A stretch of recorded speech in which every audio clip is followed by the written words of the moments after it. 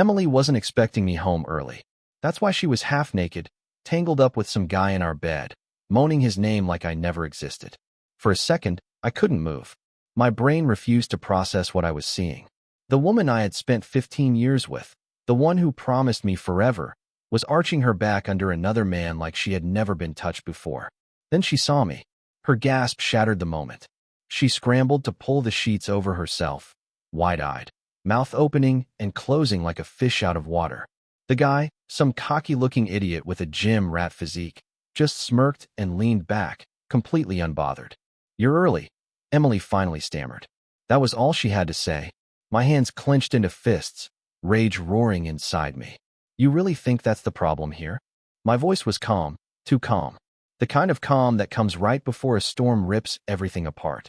She swallowed hard. But then, like a switch had flipped, her expression hardened. "Look, it's not what it looks like." A dry laugh escaped me. "Oh, so you weren't just getting wrecked in our bed by this guy?" Her lips pressed into a thin line. Then, instead of shame, guilt, or even regret, she rolled her eyes. "Okay, fine. Maybe I made a mistake."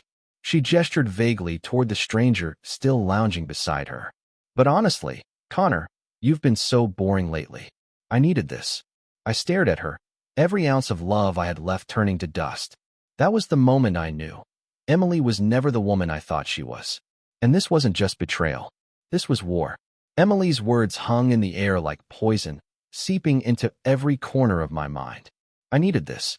The sheer arrogance in her voice, the complete lack of remorse, it did something to me. Something snapped. I took a slow step forward, watching as she instinctively clutched the sheets tighter around her, like that would somehow protect her from the hurricane she had just unleashed. The guy beside her, still lounging like this was some kind of joke, chuckled under his breath. "Man, you look like you're about to have a heart attack," he said, shaking his head. "Relax. It's just..." I moved before I even thought. 1 second, he was smirking. The next, my fist collided with his jaw, the sickening crack echoing through the room. He let out a strangled curse, toppling off the bed, clutching his face. "Connor!" Emily shrieked, scrambling toward me, shoving at my chest. "What the hell is wrong with you?" I barely even felt her hands. My eyes were locked on the pathetic excuse of a man groaning on my bedroom floor. My bedroom. My life. And this piece of garbage had been in it like he had every right to be here. "I'll kill you," I muttered, stepping toward him.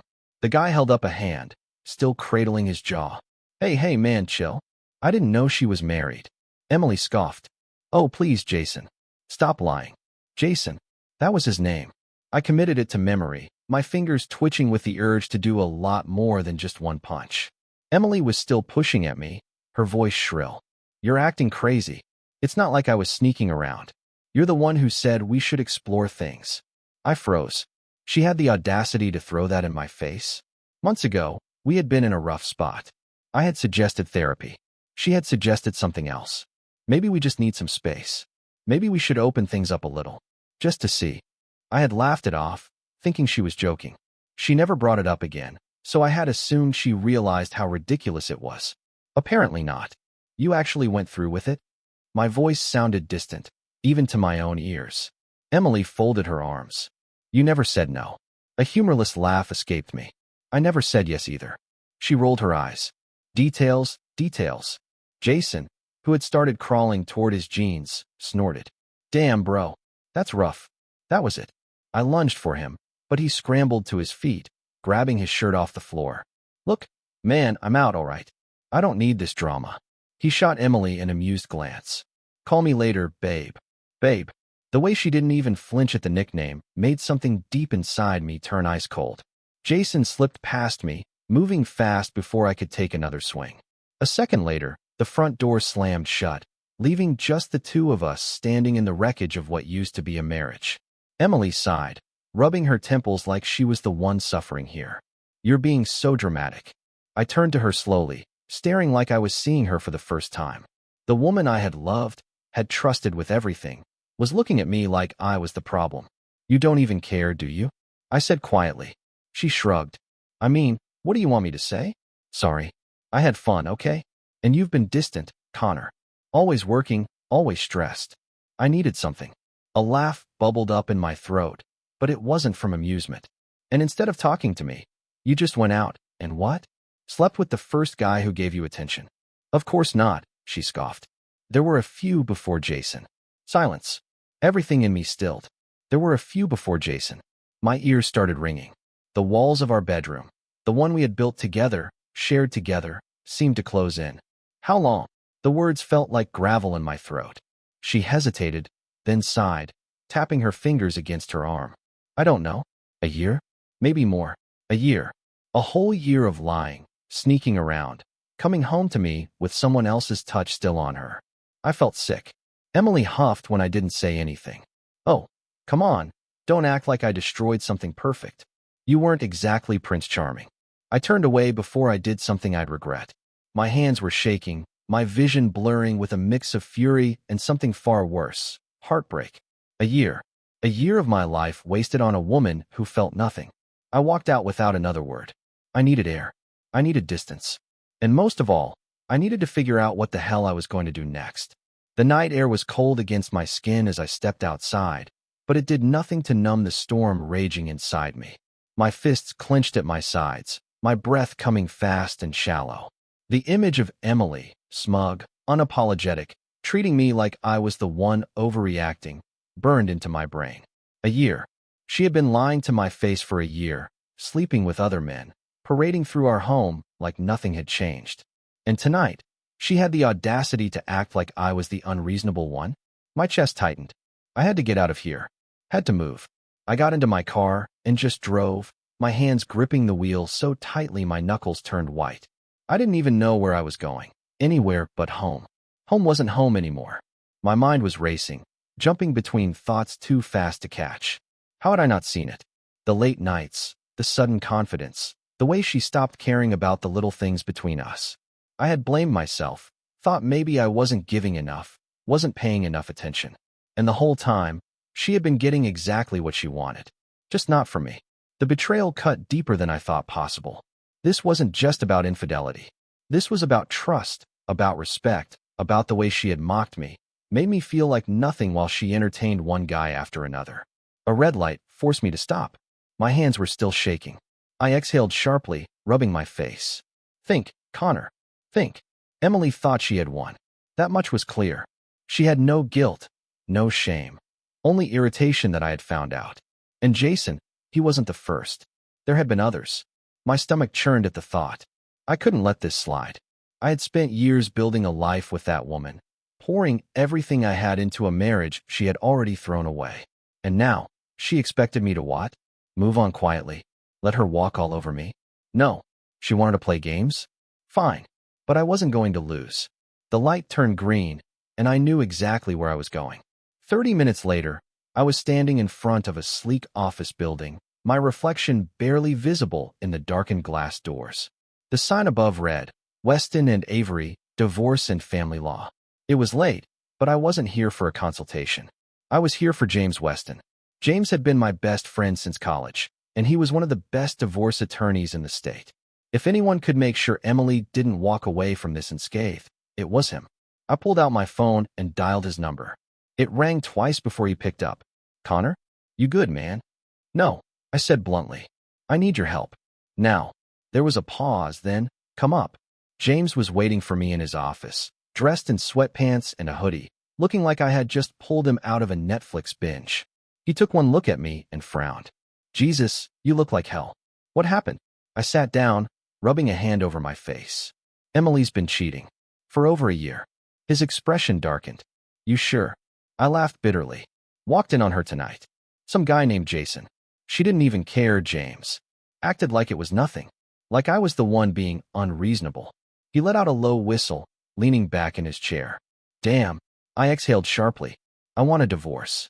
The words came out steadier than I expected. James nodded. Good. You have any proof? I clenched my jaw. Besides catching her in bed with another guy? She admitted it to my face. Said there were others. His brows shot up. She actually said that? Word for word. He sat forward, already shifting into lawyer mode. Okay. We need to move fast. Do you have joint accounts? I nodded. Most of them. His eyes narrowed. Then tomorrow morning, we pull your half. Don't leave her a dime she doesn't deserve. The idea of Emily using my money to fund her little escapades made my blood boil. Done. Do you own the house together? I nodded again. Yeah, but I'm not planning on staying. James smirked. You don't have to, but you are going to make sure she doesn't either. I frowned. What do you mean? She cheated. And if we can prove it in court, she's out. House, assets, everything. You get to walk away clean. I exhaled, the weight in my chest easing just slightly. Connor, James said, his voice softer now. You okay? I shook my head. Not even close. He sighed. Yeah, I figured. Silence stretched between us. Finally, he leaned forward, resting his elbows on the desk. Look, man, I know this is hell, but you're doing the right thing. She showed you who she is. Now you just have to make sure she doesn't get to screw you over again. I nodded slowly. Yeah, this wasn't just about revenge. This was about taking back control. And I wasn't going to let Emily walk away from this thinking she had won. By the time I pulled back into the driveway, the house that once felt like home now looked like a crime scene. The porch light cast long shadows across the lawn, and for a brief moment, I just sat there, gripping the steering wheel. Emily was still inside. Probably showered, probably in my bed, probably acting like none of this even mattered. But everything had changed. I stepped out of the car, my movements deliberate, controlled. The old me, the trusting, patient husband, was gone. The man walking through that front door now was someone entirely different. The second I stepped inside, Emily's voice cut through the silence. You're back. She was sitting on the couch, legs crossed, sipping a glass of wine like she hadn't just torched our marriage a few hours ago. Her face was unreadable, but there was a smugness in her posture, like she thought she still had the upper hand. I shut the door behind me, locking eyes with her. Yeah, I said. I'm back. She studied me for a moment, then set her glass down. Look, I get that you're upset, but let's not make this a big. I tossed a manila folder onto the coffee table in front of her. It landed with a slap, cutting her sentence short. Her brows furrowed. What's this? Divorce papers. The smugness evaporated. For the first time all night, I saw something flicker across her face. Shock, disbelief. She reached for the folder hesitantly, like touching it would make this real. You're serious? She whispered. Dead serious.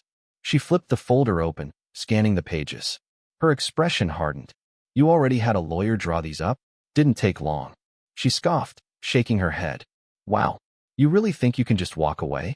Just like that. I stepped closer, looking down at her. No, Emily. You walked away. A long time ago. I'm just catching up. Her jaw clenched. And what if I don't sign? I smiled, but there was no warmth in it. You will. She laughed, but it was hollow. Oh, and why is that? I leaned in, lowering my voice. Because I'm not just divorcing you, Emily. I'm ruining you. Her smirk faltered. I took my time, letting every word sink in. I already talked to a lawyer. Since you were unfaithful, I get the house, the assets, the accounts, everything. You get to start over, with nothing. Her fingers tightened around the papers. You wouldn't do that. I tilted my head. You sure about that? Silence. Her throat bobbed as she swallowed, her eyes darting over the legal jargon on the pages in front of her. She wasn't stupid. She knew how bad this looked for her. Connor. She tried again, her voice softer now. Manipulative. You don't have to do this. We can work this out. I almost laughed. Work this out. I repeated, shaking my head. You weren't saying that when you were screwing other guys in our bed. She flinched. I exhaled, rubbing a hand over my jaw. Just sign the damn papers, Emily. She didn't move. I stepped closer, lowering my voice. Or we can go to court, and I'll make sure every dirty little secret comes out in front of a judge. Your family? Your friends? They'll all know exactly who you are. Her breath hitched. I could see the calculations happening in her mind. She thought she had this under control, thought she could manipulate, gaslight, make me second-guess myself. But not this time. This time, I had the power. Slowly, she picked up a pen. The seconds stretched as she hesitated, her fingers tightening around the pen like it physically hurt to do this. And then, finally, she signed. I took the papers, flipping through to make sure everything was in order. When I was satisfied, I folded them neatly and tucked them under my arm. Emily looked up at me, her expression unreadable. So that's it. I met her gaze. That's it. She let out a bitter laugh. Guess you're not as weak as I thought. I smiled. Guess not. And with that, I turned and walked away, not bothering to look back. For the first time in a long time, I felt free. The front door clicked shut behind me, and for a long moment, I just stood there. The divorce papers felt heavy in my hands, but not as heavy as the silence pressing in around me. I had done it. The moment I had walked away from Emily, I had expected some kind of relief to wash over me, some sense of victory. But all I felt was an eerie stillness, like the world had tilted slightly off its axis. 12 years of marriage, reduced to a single signature. I exhaled, shoving the papers into the passenger seat of my car before climbing in. My hands were steady on the wheel now, my heartbeat no longer hammering in my ears. Emily thought she could play me, but she had underestimated just how much I had changed in a single night. Now, she had nothing. The house, the savings mine, the reputation she had spent years crafting, about to be in flames. She had spent the last year treating me like an afterthought. Now, she was about to learn what it felt like to be discarded. I started the engine and pulled out of the driveway. There was only one last thing to take care of. James was still in his office when I arrived, looking half asleep with an empty coffee cup beside him. He blinked when I walked in, then straightened in his chair. "You got them signed?" I tossed the folder onto his desk. She didn't have a choice. He smirked, flipping through the pages. "Damn, that was fast. I don't waste time." James nodded approvingly. "Good. This means she's out, Connor. You get to move forward." Move forward. The words felt foreign. For the last 24 hours, my life had revolved around her. Emily's lies, her betrayal, her downfall. But now, I had to figure out what the hell came next. James must have seen something in my expression because he leaned back in his chair, studying me. "You know, man, I've seen a lot of guys go through this. Some crawl into a bottle. Some jump into another relationship too fast. Some get angry and destroy everything in their path." I met his gaze. "And which one am I?" He grinned. "I think you're about to surprise everyone." I didn't answer, because for the first time in a long time, I honestly didn't know what my next move was. By the time I got back to the house, the reality of the situation had fully settled in. Emily was gone. I didn't need to step inside to know it. The place felt empty. She had taken some things, of course, her essentials, but everything else, the furniture, the pictures, the memories we had built over the years, they all felt like ghosts now. I walked through the house, my footsteps echoing against the hardwood. The bed was unmade, the sheets still twisted from where Jason had been lying earlier that night. My stomach turned. Without thinking, I grabbed the comforter and ripped it off, dragging it straight to the trash. One by one, I started going through the house, removing every last trace of her. Perfume bottles? Gone. Her clothes in the closet? In a bag, ready to be dumped at the nearest donation center. Wedding photos? I hesitated for only a second before shoving them face down into a box. This wasn't sadness. It wasn't nostalgia. It was control. For the first time in years, I was reclaiming my own damn space. By the time I was done, the house felt different. Lighter. Cleaner. And so did I. The next morning, I woke up early, made coffee, and sat on the back porch, staring out at the yard. No texts from Emily. No desperate voicemails. Nothing. She had signed the papers, but she hadn't fought. She hadn't even tried to argue. And that's when it hit me. She had never loved me. Not the way I had loved her.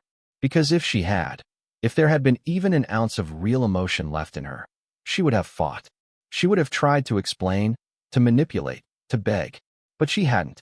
Because, in the end, I didn't matter to her at all. A slow breath left my chest, and for the first time since this nightmare started, I felt a strange sense of peace settle over me. I had wasted so much time on a woman who had never truly valued me. And now? Now I was free. I didn't know what the future held, but one thing was for certain. Emily was no longer a part of it. And for the first time in years, that felt like a win. The days after Emily's departure should have been peaceful. A fresh start. A clean slate. But instead, they felt like the eerie calm before a storm. I knew Emily too well. She wouldn't just disappear. Sure enough, it only took a week for her to strike. It started with an email. Subject: urgent, we need to talk. I stared at it, sipping my morning coffee. The woman had the audacity to act like there was anything left to discuss. I didn't respond. A few hours later, my phone buzzed. This time, it was a text. "Emily, ignoring me won't make this go away. Call me now." Still, I said nothing. Then, the Real bomb dropped. James called just after lunch, his tone tight. You're not gonna like this. I sat up. What now? She's contesting the divorce agreement. I almost laughed. She signed it, James. She had no choice. Well, she's claiming she was forced. That she signed under emotional distress. My grip on the phone tightened. You're joking. I wish I was. I let out a slow exhale, running a hand through my hair. Of course she was pulling this. She had nothing left to lose, so now she was playing dirty. What does this mean? I asked. James sighed. It means she's trying to take half. The house, the accounts, even your business assets. My jaw clenched. Not happening. She's also accusing you of financial manipulation. Claims you controlled the money during the marriage and left her with no choice but to sign. I barked out a bitter laugh. That's rich, coming from a woman who spent my money like it grew on trees. James hesitated. Connor, listen. She hired a shark. Some big-name divorce attorney who specializes in taking guys like you to the cleaners. That got my attention. Who? Some guy named Alan Peters. The name sent a chill through me. Peters wasn't just any lawyer. He was the kind who made a living off ruining men in court. I had heard horror stories. Guys losing everything, getting buried in alimony, walking away with nothing but regrets. Emily was playing her final card. And I had two options. Let her win, or destroy her completely. I didn't wait for Emily to come to me. Instead, I walked straight into her lawyer's office the next morning, unannounced. The receptionist barely had time to protest before I was pushing through the doors. Inside, Alan Peters sat behind a sleek mahogany desk, and across from him, Emily. She looked up, startled, but only for a moment. Then, her lips curled into a smirk. Connor. I ignored her and focused on Peters. We need to talk. The man leaned back, adjusting his expensive suit. I assume you're here about your wife's ex-wife, I corrected. Peters barely blinked. Your ex-wife's legal claim. Yes. I reviewed the documents. She has every right to contest the agreement. Emily crossed her arms, feigning boredom. Told you. I didn't look at her. Instead, I dropped a folder onto the desk. And I have every right to bury her. Peters opened the folder, his expression unreadable. Inside was everything. Bank statements, credit card records, proof of Emily's reckless spending. But the real gem? Screenshots. Messages between Emily and Jason, detailing their affair long before she had officially convinced me to open our marriage. Infidelity. Lies. Deception. Enough to make sure she walked away with nothing. Emily's face paled. Where did you get those? I met her gaze, letting the silence stretch. She swallowed. Peters cleared his throat, flipping through the documents. This changes things. Emily turned to him, her voice rising. We had a case. You said we had a case. Peters exhaled slowly, setting the papers down. Emily, this is bad. I let that sink in. Then, I leaned in, resting my hands on the desk. You want to drag this through court, Emily? Fine. But I promise you, by the time I'm done, you won't just lose, you'll be ruined. Her hands clenched into fists. For the first time, she actually looked scared. Your choice, I continued. Sign the original agreement. Walk away, or we go to war. Silence. Then, with gritted teeth, Emily looked at Peters. I want to speak to you alone. Peters hesitated, then nodded. Connor, give us a moment. I smirked. Take your time. I walked out of the office, but I already knew what was happening inside. Emily had been cornered, and she knew it. She wasn't getting a dime. And for the first time in this whole mess, I was the one in control. I didn't have to wait long. 15 minutes later, the office door creaked open, and Emily stormed out. Her face was twisted in anger, but underneath, I saw something else, defeat. She stopped just inches from me, her nails digging into her palms. You think you've won? Her voice was low, venomous. I tilted my head. Haven't I? She exhaled sharply through her nose, glancing back at the office where her lawyer was still seated. Fine. I'll sign the damn agreement. But don't think for a second that this is over. I smirked. Oh, Emily. It's already over. You just haven't accepted it yet. Her lips pressed into a thin line. For the first time, the mask slipped, and I saw the real her, furious, desperate, powerless. It was a beautiful sight. She turned on her heel and stormed down the hallway, her heels clicking against the floor like gunshots. I watched her go, feeling lighter than I had in months. One more signature, and she was gone for good. That night, I opened a bottle of whiskey. I should have been celebrating. Everything had played out exactly as I wanted. Emily was out of my life. No court battles, no financial ruin, just freedom. So why did I feel like something was off? James had texted me earlier. It's done. She signed. You're officially a free man. So why couldn't I shake this nagging feeling? I leaned back on the couch, taking a slow sip. The house was quiet. Too quiet. Then, knock, knock, knock. The sound shattered the silence. I frowned, setting down my glass. It was nearly midnight. No one should be at my door. A second later, my phone buzzed. Unknown number. We need to talk. It's important. I stared at the message. A cold feeling settled in my gut. I walked to the door and opened it. Jason stood there. For a long moment, neither of us spoke. Then, he let out a slow breath. We need to talk. I didn't invite him inside. Instead, I stepped onto the porch, crossing my arms. You've got about 30 seconds before I slam this door in your face. Jason ran a hand through his hair, looking uncomfortable. Look, man, I know I'm the last person you want to see. Got that right. But there's something you don't know. I arched an eyebrow. What? That you're a lying coward. Already figured that one out.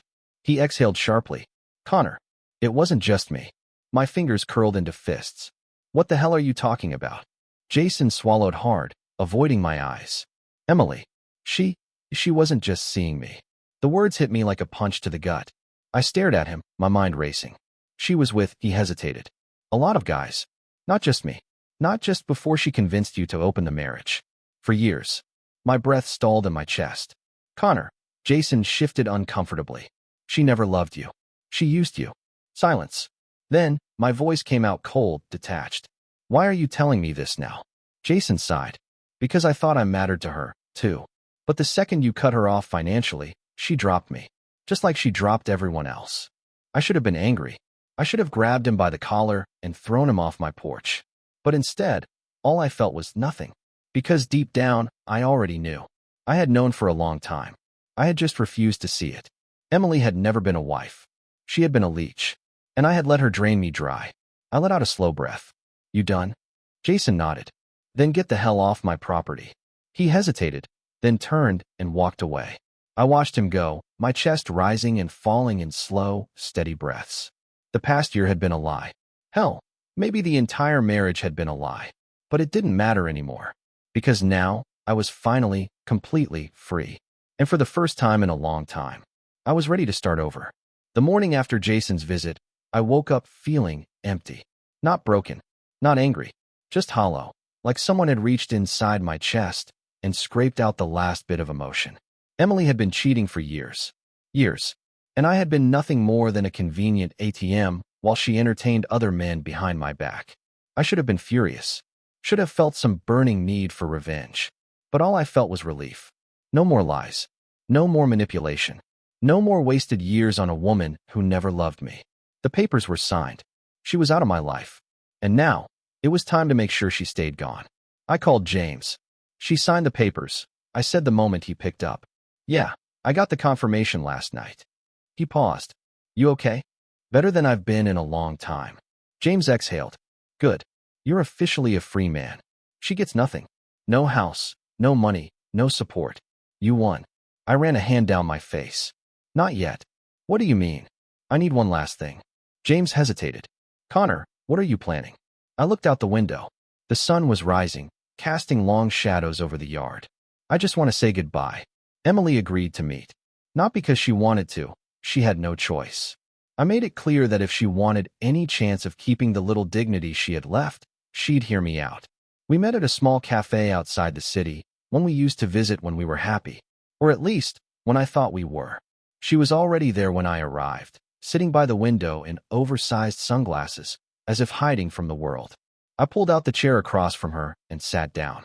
She didn't speak right away, just stirred her coffee, her nails tapping against the porcelain. Then, finally, she sighed. What do you want, Connor? I leaned forward, resting my arms on the table.